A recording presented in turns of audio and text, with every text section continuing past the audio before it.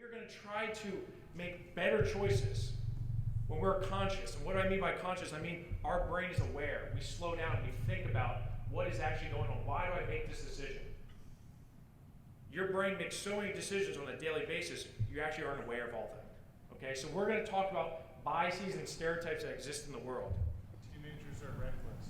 Teenagers are reckless. Women are too emotional. Women are too emotional. This is keep it rolling, man. White men can't dance. That's my husband. Just saying. You may need to attend this class, Yeah. not facilitate this class. Okay? I can dance. All Hispanics are Mexican. All Hispanics are Mexicans. What else? What other stereotypes exist? African American women are loud and aggressive. Okay, African American females are loud and aggressive. Okay? What else? All millennials are lazy. All millennials are lazy. Your brain, although it's probably more advanced than mine, you were able to go through and read each word, and you did it correctly. Did he get any word wrong? I don't think so. You've seen all those words before. Your brain was able to formulate what you believed it was trying to say, and you got it right. But what happens when our brain gets it wrong? Right? That's why we're here today. What happens when your brain takes a shortcut and it's not right? And the only information available to me is that there's a two-car crash and there is a language barrier between the two drivers. One of the drivers does not speak English. I pull up and I see a white lady off to the side. Her car is all wrecked and she's standing with an officer from that district. And then I see an Asian female off to the other side of the street, and her car is all wrecked, and she's standing there with her papers in her hand, just kind of looking around, and there's no officer with her. So now I got like three or four things going that help to create a trap, and I'm in a bad mood.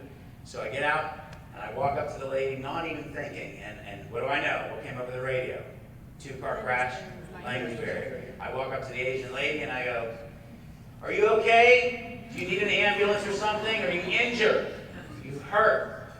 And she just looks at me and goes, "Yeah, I'm fine." That lady's Russian and she doesn't speak English. Right? And that was like way after I started teaching this class too. This wasn't before. So that's a fast track. Who here has an iPhone? Raise your hand if you have an iPhone. Okay, put your hands down. Who here has an Android? Representing, okay? So, sir, I'm going to have to pick on you because you made some noises. Why? You have an Android? Why do folks here have iPhones? Because they're not smart enough to. Or when I have the microphone? I want you to say that into the microphone. Because people that have iPhones aren't smart enough. That's what you just said. iPhone users. Who has an iPhone? Okay, you're a genius, so I'm going to ask you. Why? So you just called him not smart. Why did these folks have Androids? They're too cheap to buy them. They're cheap to buy an iPhone. There you go. Hey, I thought this was a good group of folks.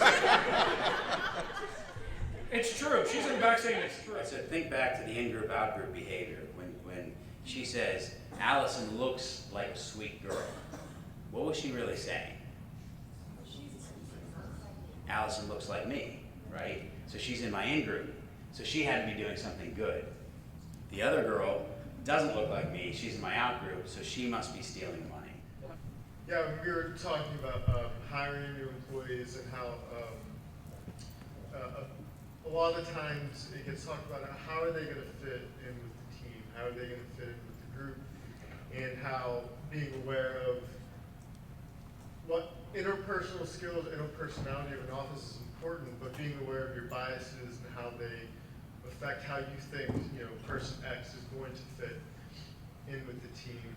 And then, as Beth was saying, that when you keep thinking like that and hiring people along that vein, then you just continue to get more of the same.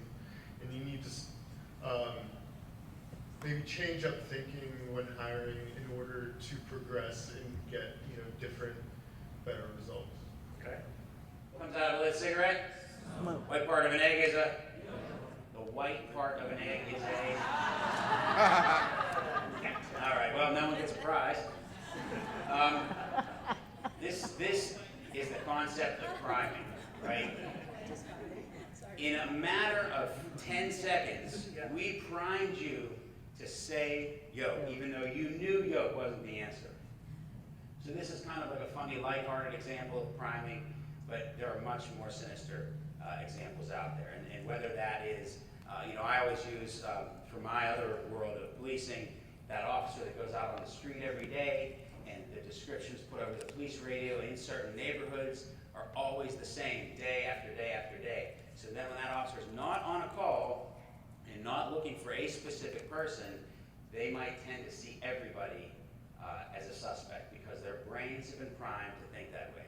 So think about in your own workplaces how you might be primed and your brain might fall into a trap. So when you look at this and you break that down and how that works, Barb knew that in her particular situation, her identity was important, right? And she wanted to be seen in kind of a positive light. So she actually changed her behavior. She changed her dress because she was. Were you meeting new individuals, Barb? Were they new people? Yes. So you're meeting a new group of friends, possibly. You wanted to be kind of liked, right? So you changed your behavior. For you, you wasted how much on camo, right? You probably never wear that again. Next time you teach, I want you to teach that. I think I threw that outfit out. Imagine that.